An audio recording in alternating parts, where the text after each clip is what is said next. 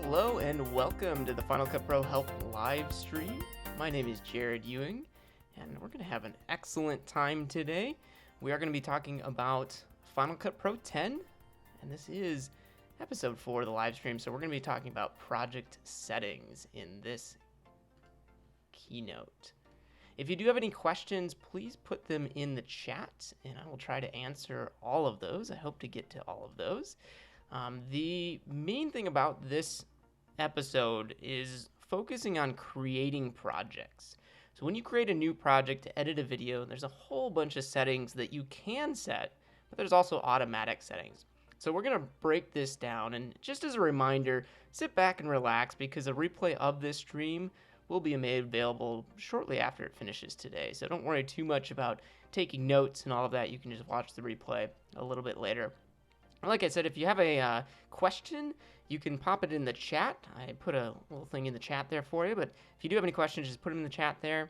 Otherwise, if this is something you're watching on a replay later on, you can always leave a comment, or you can send me an email. Many ways to get a hold of me, and I'll give all that information at the end of this stream. So today we're talking about project settings, like I said. We're going to start out with creating a project using the automatic settings and kind of understanding what that means.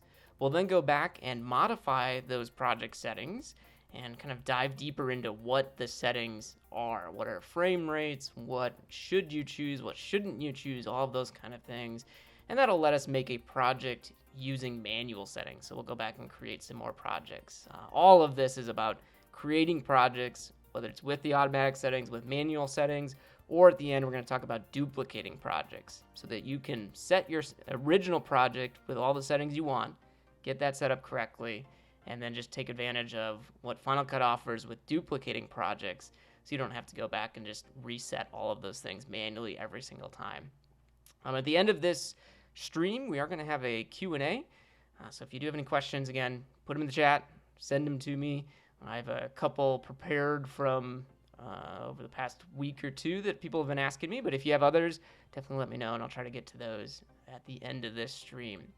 So with that being said, let's dive into a demo and kind of take a look at what Final Cut offers with creating projects and project settings.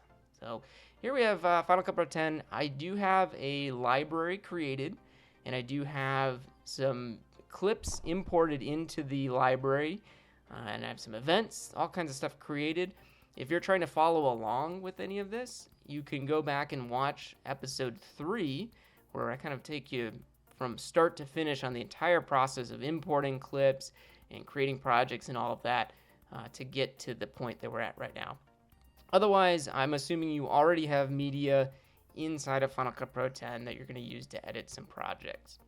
So to create an actual project, Apple states that a project is just a movie file. It's to create your movie in Final Cut Pro, you have to first create that project, which then provides a record of all of your editing decisions and the media you use.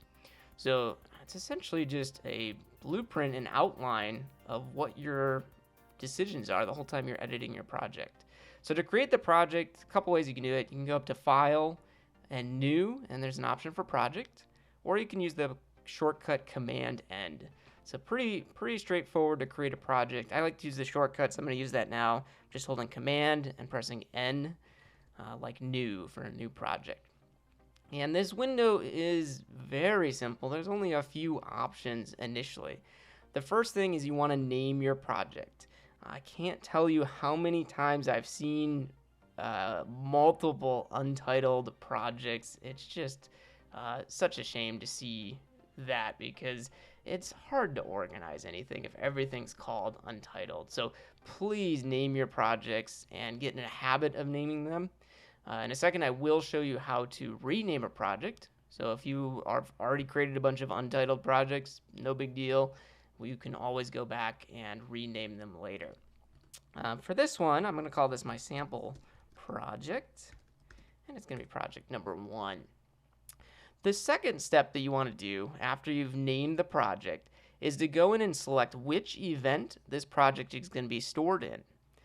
Think of events like folders or containers for storing the media that we're going to use to edit our movies. Final Cut allows us to drag media directly onto a timeline from the Finder, from the Photos and Audio sidebar, or from within the event that you've already created. So being able to do this is really cool because you can bring anything into the timeline that's at the bottom here. But if you're dragging something that's not in Final Cut, or you're using the Photos and Music sidebar here, Final Cut needs to know where to put that media and what event it's going to be stored in. So that's why you're going to select the event that you want to store it in. In this case, I'm going to use my test clips event. But if this project was, say, one of my city projects, I would select the city event. And then any clips that I add to this project would be copied to that city event. So make sure to select the event that you want it to be stored in. And then you have an option here for starting time code. This you can use if you want. This is more for organizational purposes. If you need this, you'll probably know about it. But for the default, it starts our time code at 0. So it's a 0-based time code. And in the middle here where you have your time code viewer, you can see on the current project we're looking at, it starts 00, 00, 15, 12 is the current time code. Some people like to have it as 01 for everything. It's just for organizational purposes. So you do have that option to set a custom time code. With everything set there, that's it. To create the project, we just click OK. And you'll see now in the event, we now have a sample project 1 in addition to the episode 4 project and a test project I made a couple of days ago. So that's all there is to creating a project. And to essentially to edit the project now, we're going to create and edit or add some media to it. And that's going to be what sets that project. So let me go back. I forgot to show you one thing. I'm going to go back to the new project. So notice here it says video. We're going to set it based on the first video clip's property. So the first clip that we add to this project that is video, that's going to be what sets the video settings. And then our audio is going to be stereo, and we're rendering it in ProRes 422. So with that said, I'm going to delete this other untitled project that I created, which I just do Command Delete with it selected, and I'll remove it. And then we got our sample project. So I have some test clips here. I'm just going to grab one of these test clips and drag it onto the project. And that's it. Notice there's no pop-up menus, nothing comes up, because the project was set based on this first clip. And this first clip, if I go into the inspector, is a 720, 1280 by 720 resolution clip. So the project is also going to be that resolution. If I select sample project from the event here, in the inspector on the right, we can see that the resolution of this project is 1280 by 720. So it's a 720 project because the settings on that clip were set to that or with that resolution. So pretty simple. You don't have to do anything else. If you want, this could be the end of the stream for today. That's how you create projects, just file new. But there's a lot of settings. There's a lot of parameters for these projects that are good to understand because they're going to help out in the future projects. So to modify those settings, you can see on the right here, I have a little modify button. And if you don't see this, you're going to want to select your project from the browser on the left here. And then on the right side, there's this little button all the way in the top right corner that you can click on to show your inspector. And I'm under the information inspector, little eye here. So if I click the modify button, this is going to bring us right back to the window we were seeing earlier for creating the project. Very similar settings are going to show up here. We can just now see the actual video settings, render settings, and audio settings. Instead of them all being set automatically, we can now see them and change them if we wanted to. So if I wanted to, maybe this is going to be a full HD 1080 project. I could just click on 720 and change it to 1080p. Then I click OK. That's all I have to do to modify that setting. You'll see that adjusted in the inspector on the right here. So that's how you create a project, and then you can use the modify button to modify or change those settings. Pretty straightforward to go through and do that. Just finding where that is, that little modify button is a little buried in there.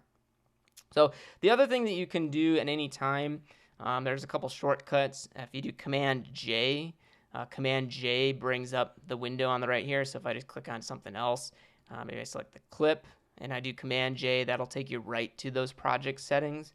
Just a little tip or a little shortcut to get there. And then essentially that's all you have to do to make those changes. So let's go back. I'm going to go back to File, New Project, or you can use Command N on the keyboard. And we're just creating another new project here. This time we're going to use those custom settings because I do want to explain these so that you get a better understanding of these settings and why they're there. So you're going to click on the Use Custom Settings button. And of course, you want to name your project. So I'm going to call this the sample project, the second one. And this one we're going to use with the manual settings. That way you can see and know which ones are which here. So I'll just use manual, if I can spell it. And then same event, it's going to go into the test clips event. As you're creating projects, I just always recommend make sure you got the names and make sure you know where this content's going to go, where this project's going. We're not going to change the setting time code or starting time code, but now we can see our settings that we have available here. So the first one is the video format. And this format should be pretty familiar to you if you have ever bought a TV or you ever shoot video. This is something that is just in your face almost all the time as far as what the resolution is that you're going to select here and the size of our frame. So this is a 1080p HD project, and the 1080 is what we're looking at for the second number in the resolution. So if we look at resolution here on the right side, the second number on all three of these are all 1080, and that's what their 1080 is here. So you can choose a smaller resolution, like 720. This is going to give you a lower quality or a smaller frame. And you can go as small as their NTSC and PAL settings. If we click on those, you can see on the right 720 by 480. This is a very low resolution in comparison to what we're working with now, because we're working with very high resolutions going all the way up to 5K, which a 5K resolution is 5120 here by 2160. So the resolutions can get very, very large for our projects. Now, you don't have to stick with just the ones that are here. You can click custom, and then you get an option to type in a manual resolution. So that can be very useful if you're creating, let's say, videos for Instagram. Instagram TV, which just launched recently, is a vertical project setting, which we don't have any vertical video formats in Final Cut or really anywhere else other than in Instagram there. But if I wanted to get that vertical format, I would just switch these numbers. So I would make it 1080 by 1920. And then I would have a square project just by creating a custom format. So you have those resolutions there. You can also do 360 video. That's one of the features that was added recently to Final Cut Pro 10. And if you're working with 360 video, you just select that, and it's going to select the options here for our resolution and our frame rate then, which we'll talk about in a second. The one thing I do want to say with 360 videos, we get two project types. This is unique to 360 video, the monoscopic, and then we also have stereoscopic. Think of this like how many eyes you're viewing the project from. Monoscopic is really right now the most popular, but this is like a flat image. If you were to look at this video, this 360 video that you edited, it wouldn't really have any perception of depth. Whereas the stereoscopic, it's actually two images side by side to give it a more of a depth. So you have those options there. If you're unsure what you're using, you're probably using monoscopic. The more expensive stuff is stereoscopic. So let's switch back here. I'm going to switch back to our 1080p HD project. And actually, let's look at this while we're here. We have P and I. You might have noticed that. The P stands for progressive, and the I is for interlaced frames. Most stuff at this point is going to be 1080p and progressive. Interlaced, you might see on some videos have a lot of lines when you pause the video. That's interlaced video. Most of the time you're going to be using progressive formats. But if you need interlaced, that's what the I is for, and you can choose 1080i to get that. After you select your format, we've been looking at it. We have the resolution that you're going to select as well. Final Cut does a good job of choosing the most used formats when you select these, or resolutions when you select the format. So most likely the resolution that's set here is going to be the one you want to use. But if you know you're working in a slightly different format or resolution, you can select that here. So like for 1080, The most common is 1920 by 1080, but there are some smaller TV screens and displays that you might be editing a video for. You can select those lower resolutions there. And then the last thing on this line is the frame rate. And these are basically how many pictures per second are showing up for your video.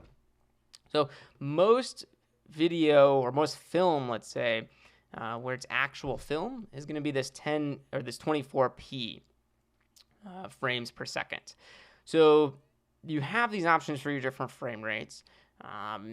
What you select here is kind of up to your final project, where you're trying to push this.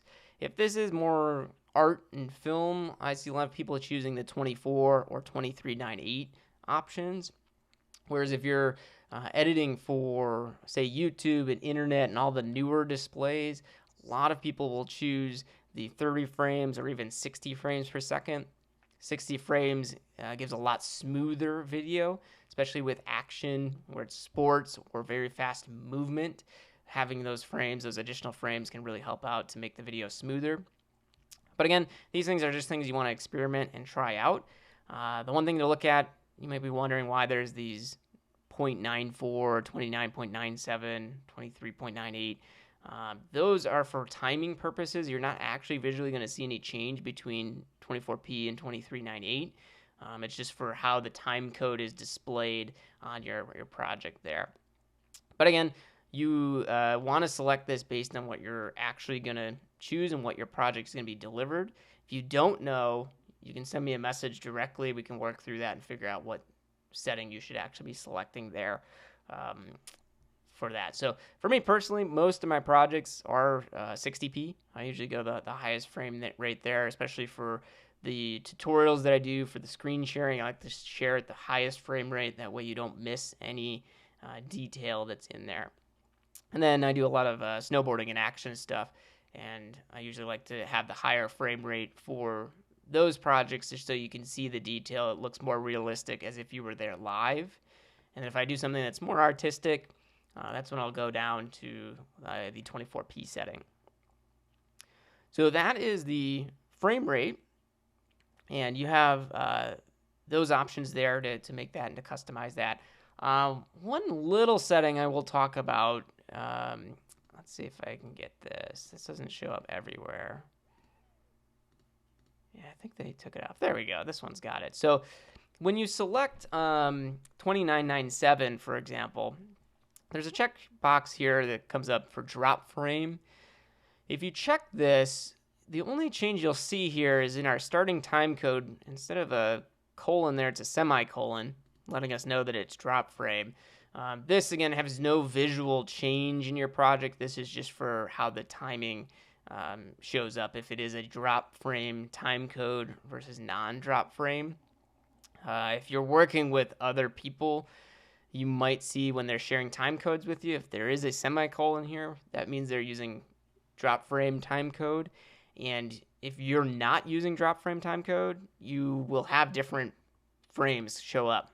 You know, for me, if I go to, let's say, 2 seconds and 15 frames, that might be different from yours if you're using a different style time code there. So just make sure these settings match with the people that you're working with if you're collaborating, so that you don't share notes that have different time code numbers there. Let me make sure I didn't miss anything else in that part of it. Yeah, that looks pretty good. We have our format, resolution, and rating, and now we have the rendering section. So the rendering part of it is, how does Final Cut compress and decompress and kind of interpret all of this video? And that's what our codec is a compression, decompression. And we don't have that many options here. If you select, like, say, NTSC, I believe gives us a couple more. No, that one doesn't have it. Let's go to 360. Well, we did 360 already. Let's see. I think 5K has some. No, even those ones don't. Some of these will, depending on the format you choose, will have different rendering options. And you can see them changing down here with the color space. And what the rendering does is, how are you encoding and compressing this project? For most people, I do recommend keeping it at Apple ProRes 422. However, if you're working on a project that is going to be higher quality, you can go up to uncompressed video, or you can use Apple ProRes 4x4. You can use these higher quality settings, which is great. This will give you better quality video in the long run, but can cause issues on slower systems. So make sure you select this based on your final output. But again, this is something that you can adjust and manipulate a little bit if you need to. So that is our rendering options, kind of behind the scenes look at those ones and that you have. All this stuff, you can go onto Apple's website. I'll mention this at the end too. They have white papers on this, so you can go in and really get a detailed explanation of what each of these codecs do and the differences between all of these to get a better understanding of them. But this is just where you select those. Now, color space is a unique one because this is something new. You might have heard HDR as a term thrown around, or Rec 2020. This is Rec 709 for our color space. But you have options to change the color space if you're working with higher quality or higher, let's say a larger color space than just our standard Rec 709. You do have the options to change that here if your project is using that color space. So let me show you what that means. I'm going to cancel creating the project. I'm going to go over to our stock library here. And on the right side, we have an option to modify the settings for the library. And there's only one setting, and it's what is the color processing going to be for this library.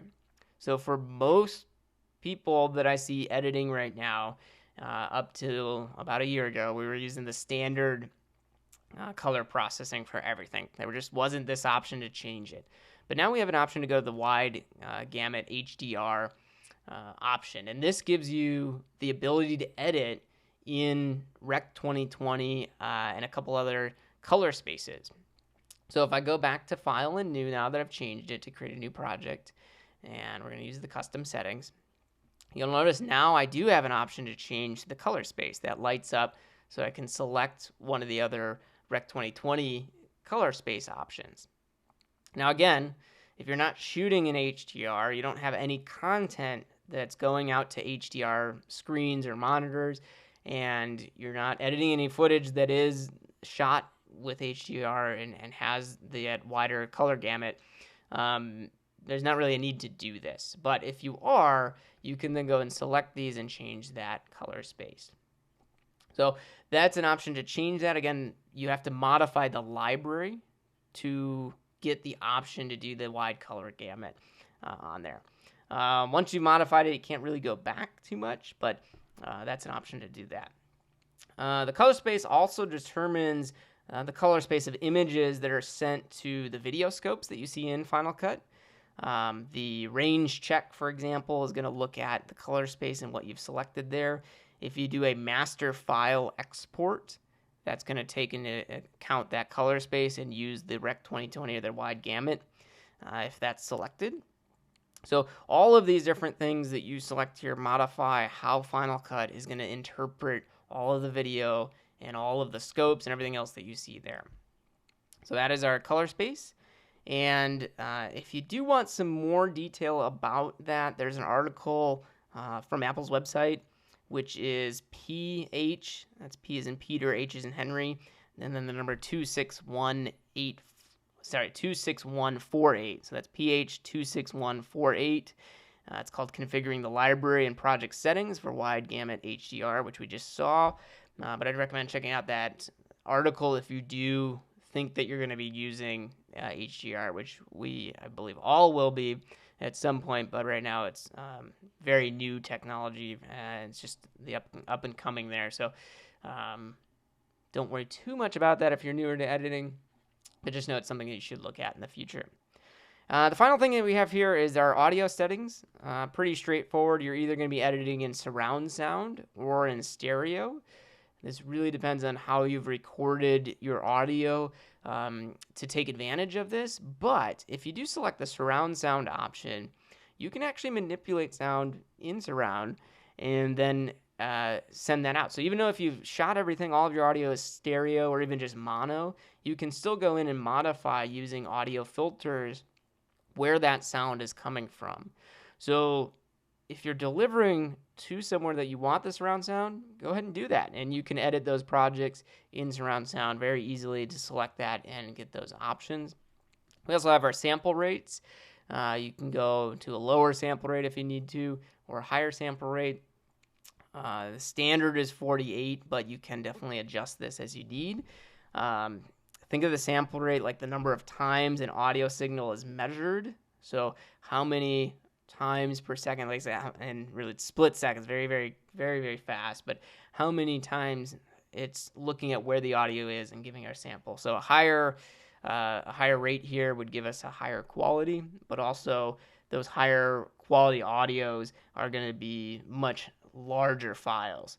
So your computer, the speed of your computer, everything like that has to be much faster to take advantage of those higher sample rates. Otherwise, you may hear some glitches when you're editing the project. So that's pretty much it for creating a project. There's not any other settings that we can dig into here because this is everything right now that Final Cut gives us. Definitely return to this menu. Don't just stick with the automatic settings every time you create a project.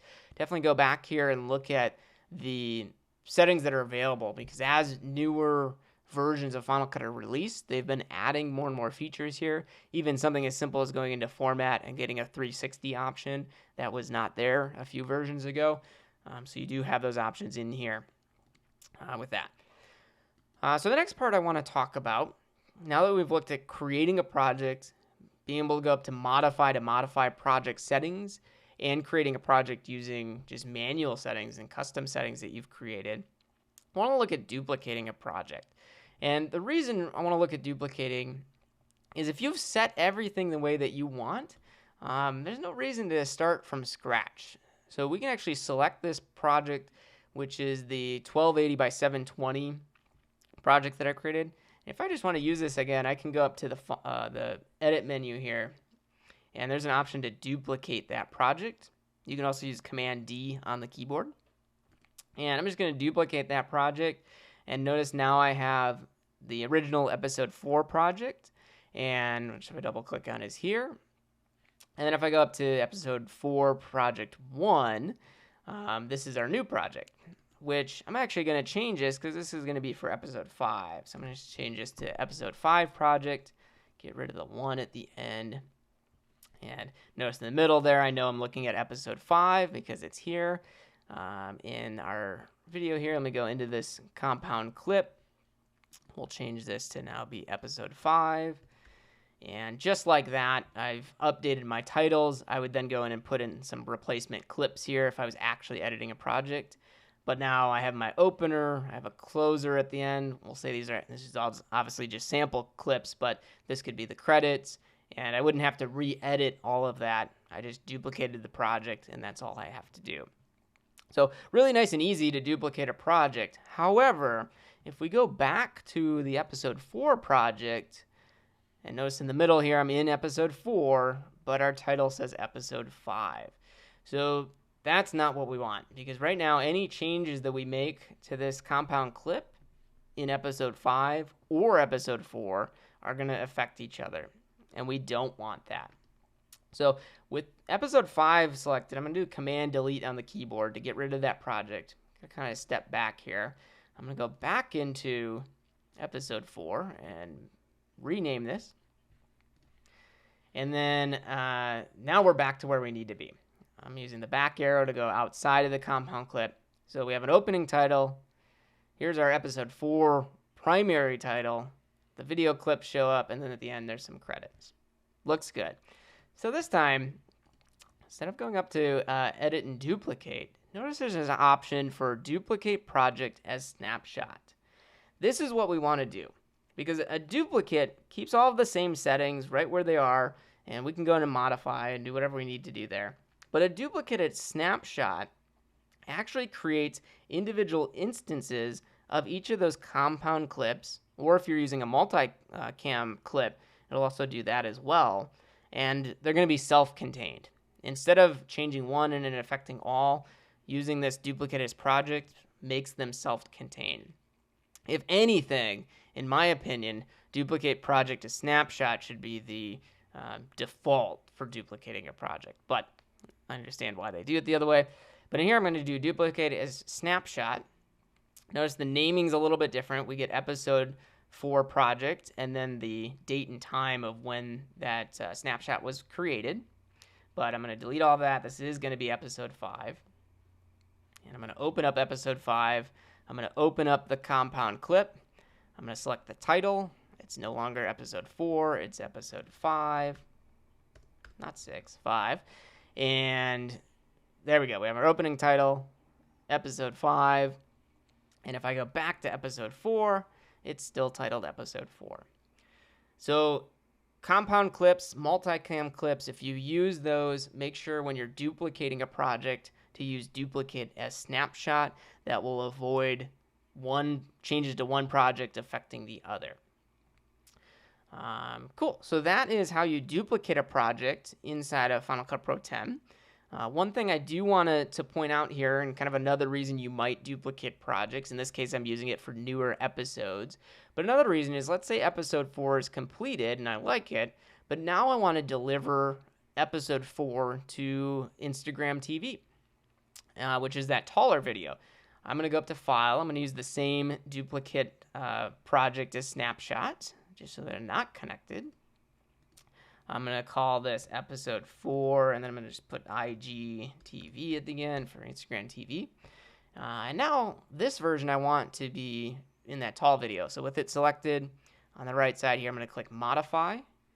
I'm going to change this resolution, and I have to change the format to do that to Custom. And I know that with Instagram TV, I'm going to use the 1080 by 1920, and I'm going to click on OK.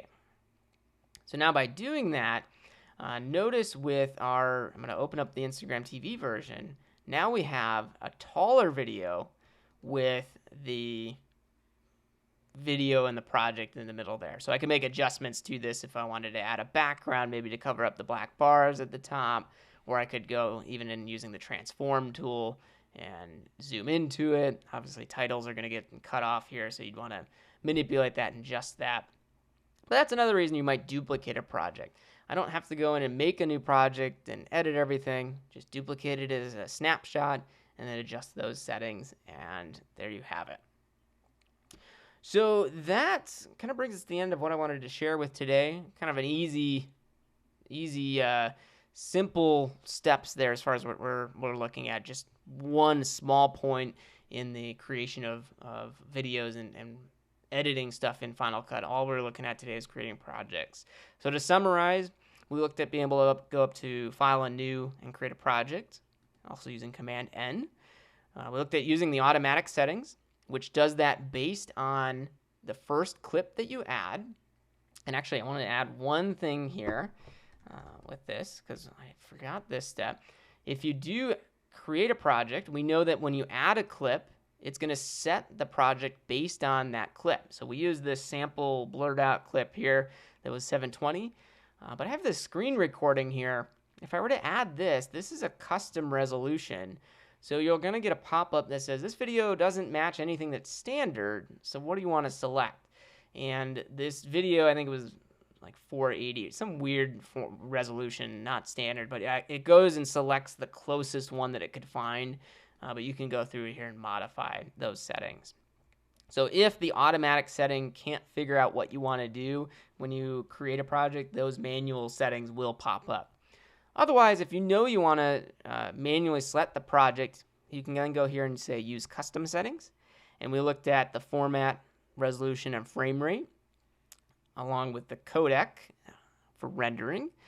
We then talked about the color space, and normally this is grayed out unless you select your library and make it a wide gamut color encoding there, or HDR. And we talked about the audio settings as well. Almost all of those things, again, you can change later on. After the project is set, you can then have it selected and use the inspector to modify those settings. And then you get those options. One thing I want to point out, look at the options here, look at frame rate, the ones that show up. After a project is set and created, some things you don't get the options to change and modify. So just know that not everything is available to customize after the fact. So So some of those things you do want to get set right at the beginning. All right, and then yeah, that's pretty much it. Then we saw duplicating projects. You have the option to duplicate a project using Command D. And then if you're using compound clips or multicam clips, that's really where you really want to use duplicate a snapshot. That way anything that you do in one project does not affect the other. Okay, and again, if you're watching this live, if you have any questions, just pop them into the chat there. But now we're going to move on to a Q&A portion. I got a couple of questions that some people wanted answered, so let's go through those. If you are not watching this live, if you're watching this on a replay, you can still leave a comment on the video here, and I'll try to answer all those questions. Otherwise, you can use Instagram and follow us there using @FinalCutProHelp, and you can send a DM direct message to me, and I'll answer it there. Or if you like, use email, finalcutprohelp@me.com.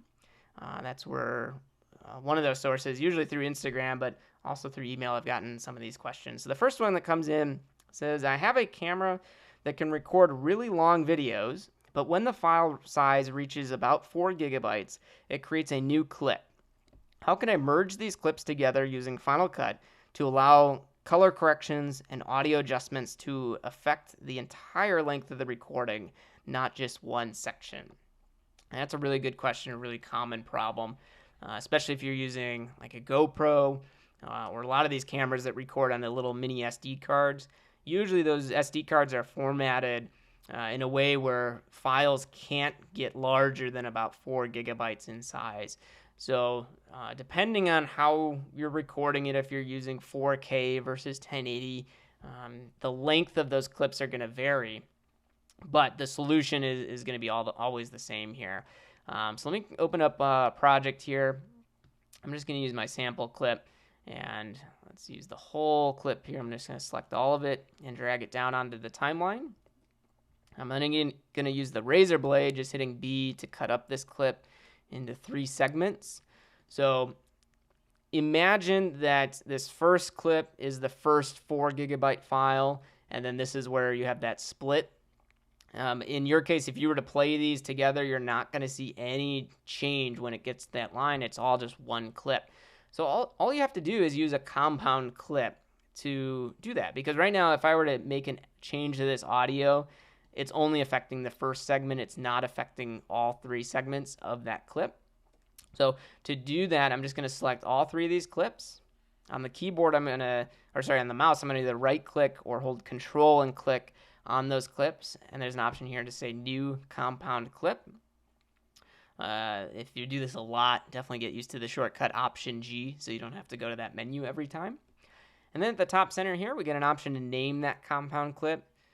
Again, if you watch or listen to anything that I do here, I'm going to always tell you name everything. I do one-on-one training through Fiverr. You can check me out there, and one of the most common things that I get through Fiverr is I have a mess of a library. How do I clean it up? And if you just name everything, it makes cleaning things up a lot easier and keeping organized. So make sure you name it. If this was your GoPro clip that you're recording something, you can just type in what it is. So I'm just going to call it GoPro Clip 1. Obviously, name it something that you can see, and then click OK. And now notice those segments are no longer 3 separate segments. We just have one long clip on the bottom here. If I make an audio change, or like you were saying, if you're doing color correcting, maybe we go up here and we do the auto balance color. That now affects the entire clip, not just one segment. And because it's a compound clip, you can still double click on the compound clip to open it up if you needed for some reason to modify one of those clips individually. For what you're doing, it sounds like they should just remain together. But that's all you have to do. This way, you don't have to go outside of Final Cut and merge the clips together and create a new file or anything like that. You just do that once. That's all you have to do. So that was the first question that's there. The second question that I got is, how can I zoom in or cut in close to someone's face? So that's a good question here. So essentially, let's use one of these. So we got this guy here. I'm going to use him as an example. So right now we can see this is about a medium shot here, but say I wanted to go in closer on the face that's there. So the transform tool is here. It's a really good transform tool. I can click the transform tool, and then in the corners just drag that out to zoom in or zoom out of a clip. And this clip is too blurry. Let me get another clip. So I like my roses here. Let's use a rose. So in this shot here, a whole bunch of different roses. So let's say I just wanted to cut in close on one of the roses that's there. I have the transform tool already active. I can go up to the top here and go to maybe 25%, and I can use the edges to go in closer on one of the roses. So that's how you make the adjustment, is with the transform tool. You can use the inspector as well. You'll have the transform property that you can adjust. But the specific question was, how can I zoom in or cut in close to someone's face?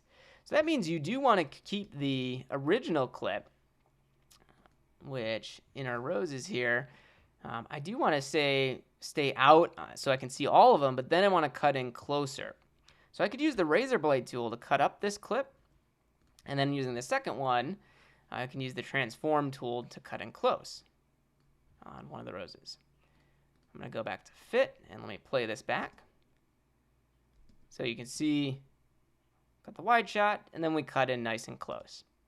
So that's one way to do it, but that can make your timeline a little messy because now you have all these cuts, and we could select them and make them a compound clip, but let me just undo that. And instead, you can use keyframes. So with the playhead set at that same spot where I want to cut in close, I'm going to go over to the transform tool. I'm going to press a add keyframe button, this one on the right here next to scale all. Notice we get the gold keyframe on the scale all property. I'm going to then use the keyboard and the right arrow to go forward one frame. Notice I'm at 514 now. We added the first keyframe at 513. And at 514, I'm going to use either the transform tool, I can go over here and do it, or through the inspector, which I'm going to use the inspector here to zoom in nice and close. And now, since I've done that, we have the outside, and then it zooms in close. And you can see here we have some issues because I also adjusted the positions. Let me go back to 513, and I'm going to add a keyframe for the position, and I'm going to adjust the scale here and get us so that we get this back to kind of our wide shot. So now if I look at this, wide shot, and then we jump in close. And again, doesn't go exactly where I want it to go. So I'm going to go to 514 because that's where the keyframe is, and use the position to adjust the position over a little bit. Now we go from this at 513 and all the previous frames, and then we jump in close. So that's how you cut in close. But the other part of the question was, how do I zoom in? And your zooming in is the same thing we just did with keyframes, but over time. So I'm going to go to 514. That's where we had the keyframes. I'm going to use the minus button now next to them to remove that keyframe. And notice we just have the same thing the whole time. I'm going to go a little bit later in the clip. And we're going to zoom in and also pan over. Notice that we have this little line being created. So now what I've done is create a keyframe so that it zooms in to that spot. So again, we're going to do this on another one just to see this from the start. I'm going to select, actually let's do that on the first clip here. I'm going to select the clip. I'm going to hit the add keyframe button for scale and also position just in case. I'm going to move a little bit further into the clip, and then I'm going to use the scale and position to adjust the rows there. So now if I look at it, we see the clip, and then it zooms in really close to the rows, and that's it. So that's really cool. That's how you zoom in or cut in close to a clip. However, the other question I got that's really related to this, our third question here, is how can I start a pan or zoom before I cut to a clip?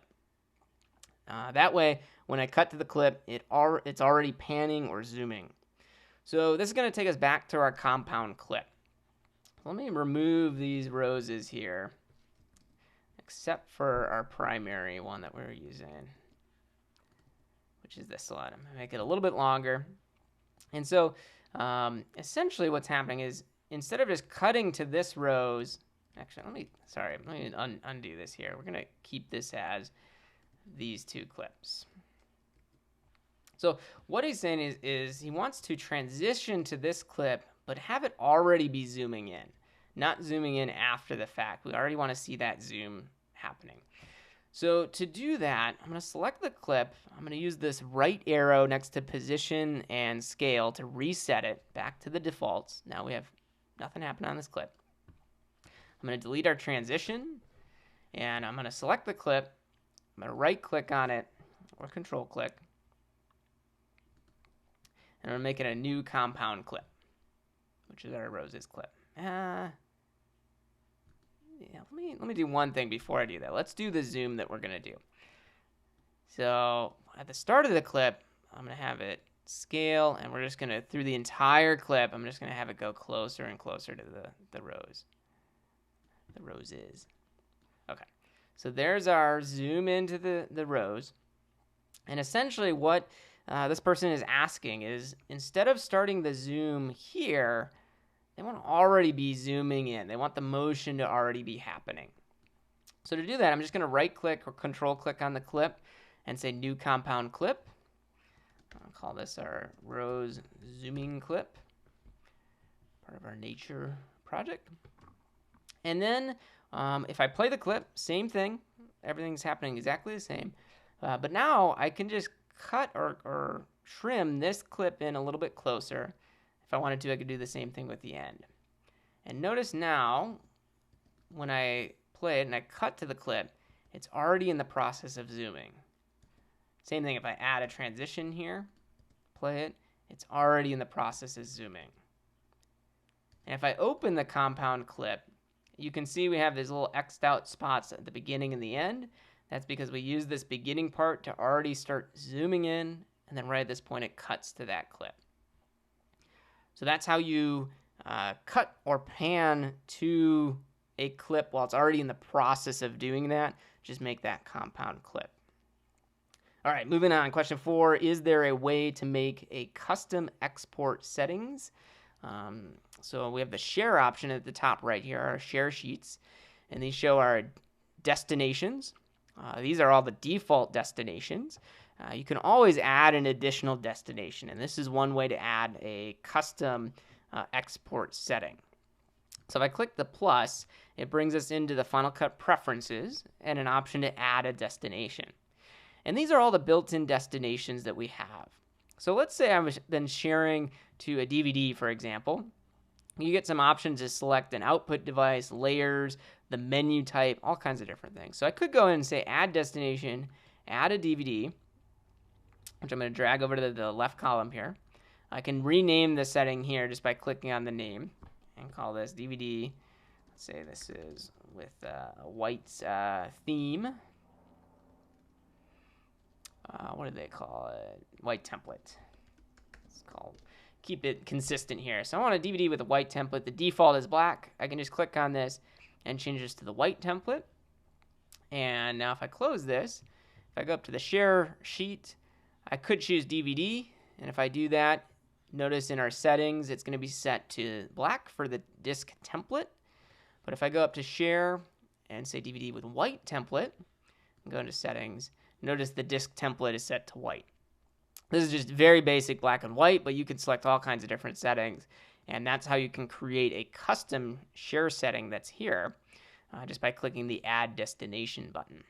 Now, that's one way to create and customize the things that are already built into it. But in most cases, when you're asking for a custom export setting, you're asking for a lot more detailed information. And that's when you're going to want to use the compressor settings. So by adding that, we see a list of the built-in compressor options. And this is talking about the compressor app. So you would want to purchase this from the App Store to get the compressor app. And then you can use any of the settings that you've built from compressor. So these are all the built-in ones. I can do one of those, or maybe I want a motion graphic. I want it to be animated. I have that option. I could do a TIFF image sequence. I'll select that one and get that option. Now, if this isn't what you want, you can just go up to hit change and modify that and make customizations to that. So that's how you add your compressor settings and any other custom settings to Final Cut Pro 10's shared destinations. And as far as customizing those, that's where you're going to want to use the compressor app. So in my apps here, I do have compressor somewhere. Let me bring up compressor and show you this very quickly. This is not going to be a detailed look at compressor, but this is the compressor app. And on the left side here, we have, in the top center, we have currents as the first option. And there's all our settings on the left. I can select one of these settings and customize it. And if I select, let's just say the Wi-Fi high setting here for HTTP live streaming, on the right side I get video and audio settings and all types of different things I can customize here. And I could just drag this down and make a custom setting of it, and then you can go and make those changes. So that was the long answer to the question. Let me go back to it. Is there a way to make custom export settings? Yes. Either do it through shared destinations or get compressor. Those are kind of the short answers to it. Some people have asked, can you make and use those custom export settings without compressor? And the answer is kind of. So there are a bunch of available plugins that you can get through the internet that people have been creating. For example, we have a built-in option if we go up to share for Vimeo. But Vimeo has actually designed a custom or more advanced share option that you can use for having even more control about the videos you share to Vimeo. So you could go and download plugins and be able to share those and get those in the share sheet as well. So that's definitely a way to get additional share options. Just do a Google search or a web search for custom export settings from Final Cut Pro 10, and you'll find some things. In a second, too, I'll show you some other resources that are out there. All right, question 5, our next one. What are the best settings to export a 4K video from Final Cut to Instagram so that it looks good? Well, the second part there, so that it looks good, is hard to know exactly what you mean there. But I'm assuming you're looking for the best quality, image quality, when you get it onto Instagram. And Instagram doesn't really lay it out specifically. I could not find on their site or a support document very specific settings for what to select when you are sharing to Instagram as far as what the highest resolution are. My understanding is the highest resolution right now is 1920 by 1080, or for Instagram TV, 1080 by 1920. So even though you have a 4K video, you can't yet share it to Instagram as 4K. It would be shrunken down a little bit before it gets out there. Now, you can export a 4K video, obviously, from Final Cut. If your project is 4K, when you go up to share for a master file, or even Apple devices 4K, you'll get that high resolution that you can share as in your settings, and you'd be able to go and select that resolution, the 4K resolution, because that's what your project is going to be set at. And obviously this whole thing's about creating projects, so you know how to create a 4K project. And then when you get that video out, you're going to put it onto your phone or your other mobile device, and that's where from Instagram you'll be able to share the video. So if the video you have is 4K on your phone, when you go to share it, it's going to share it at the highest resolution available. So even though it can't go to 4K, it'll at least be able to go up to 1080 or whatever their highest option is there. Now, the other part of it that I'll share, if you follow me on Instagram with @FinalCutProHelp, you know that for a while I've been posting a new shortcut every single day. And all these shortcuts all these posts have been videos of the shortcut in action. And they're square videos. I like to take up as much of the screen space as I can when you see that video and see that space there, because if you share it 1920 by 1080, even though it's technically on paper more pixels, you're not going to get 1920 for the height there. You're not going to get that full resolution because Instagram's going to shrink it down a little bit, because the highest the video can be is 1080 and the widest as well is 1080. So that's where if you're wanting to get a little bit more screen space, you can create a custom setting for 1080 by 1080 to take up that full square instead of just a smaller rectangle. Not necessarily going to get you a setting that looks good by doing square, because depending on what you're creating, you're going to want to have a more of a horizontal or vertical video, depending on where you're sharing this, if it's IGTV. But that's kind of the long and short of it. So again, question was, what are the best ways to export a 4K video resolution, 4K resolution video, so that it looks good on Instagram, and really export it at 4K, full quality, share it to your phone, and then publish it to Instagram from your phone.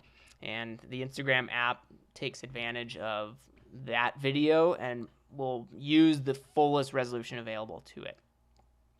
All right, and then our final question of the day here, unless you have any others, you can just post it in the chat, is how can I check the clip properties that a client has sent me to determine if it's 1080p or 720p? In Final Cut Pro 7, you used to be able to see it in the browser. And yeah, Final Cut Pro 7 was a little bit different, but a lot of what kind of the foundation of Final Cut was brought over to Final Cut Pro 10 as well. So the question is essentially, how do I know what resolution I'm working with based on the clips that were sent to me? So I'm in Final Cut here. If I look at my library and I go into let's go into the test clips actually, because I got some weird clips in here. So looking at these clips in this view, which is this film strip view, you don't really get any of that information in the browser here. But if I switch to the list view, which is this little toggle button here, I can go in and look at the list mode. And at the top, there's all of these different columns for different data. And if I scroll through them, you can see some of the ones that are there. And some of the information there is helpful. Some of it not too much. But one thing you can do on any of these columns, just right click, or if you don't have a mouse, you can hold Control and click on the columns. And you're going to get all these additional metadata fields that you can add in here. So the one that you were asking is, how do I know if it's 1080p or 720p? Well, that's our frame size and our frame rate. So we can go in and click frame size, and I'm actually going to add the video frame rate as well.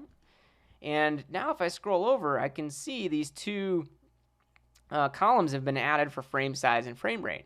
If I want to do, I can click and drag the columns to rearrange them. So you can put them wherever you want. Some people will need this over by maybe the name of the clips.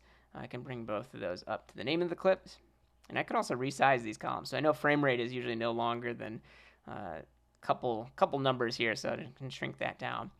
And now I'm able to see the different resolutions. So looking at the sample clips here, you can see like the renamed external drive. This is the screen recording that I created earlier. Very custom size. It has 644 by 428, and it's at 60 frames per second for the frame rate, versus the sample clips, which were 1280 by 720 and 30 frames per second. So that's one way, is you can definitely still use the browser. You just have to be in the list view and then add the column. The other way too, though, is if you don't like that, if you want to stay in the film strip view, which I really like the film strip view for quickly editing stuff, you just click on the clip, and then in the inspector, under the info inspector, which is this little eye, you're going to see right at the top the information for that clip, which includes the resolution. So I can see this one is a 720 clip, whereas if I go down and select that awkward screen recording, I can see that's a 428 clip. Very, very weird resolution there. And then to the right of that, I see the frame rate. So that one's 60p. Sample clips here are 30p. This one has audio, so I can see on the right side the audio settings. It's stereo with 48 kilohertz recording, whereas with the screen recording, there was no audio, so there's nothing on the right side. And then we talked a little bit about color space and where you're editing it. I can see with both the screen recording and the sample clips here, those were recorded in the Rec 709 color space. So we see that information there. So those are the two ways. Either do it through the list view and add frame size to your columns, or with the clip selected, use the inspector to see the resolution that you have there. So I hope that answers that question. Very similar to Final Cut Pro 7. You can still see that information. Final Cut Pro 10 is just all about metadata and organizing with metadata. So definitely take advantage of those features. They're going to be in Final Cut. They're definitely there. All right, so let me switch over, get back to our presentation here. So that's the Q&A part of it, and that kind of brings us to the end of the stream today. We're just about at an hour. Definitely went longer than I was expecting, but I hope you got some information that's useful. If you didn't, there's some additional resources out there that you can get to. I always like to remind people of that. The most important is the help menu.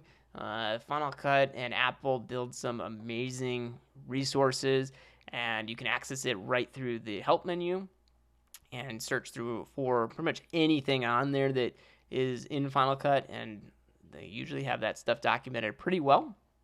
So definitely use that help menu up there.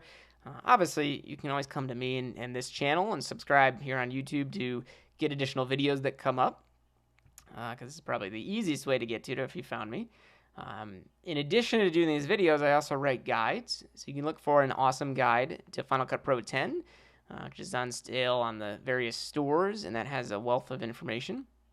Follow at Final Cut Pro Help on the various social medias, including Instagram, Twitter, and Facebook.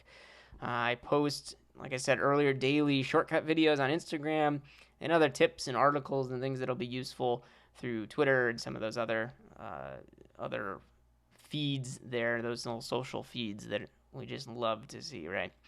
And then always you can email me directly, finalcutprohelp@me.com, or read the blog at anawesomeguide.com. All over the place on there. And if you've got any tips, I always like to see those. I got one earlier today for the shortcut videos, and I'm going to be adjusting how the videos look to meet those. So I like to create content that is designed to answer very specific people's questions versus just putting this information out there. So if you want to see something, if you have an idea for what we should do for our next show, I like to try and do a live stream on the first of every month. Please message me, let me know what you want to do.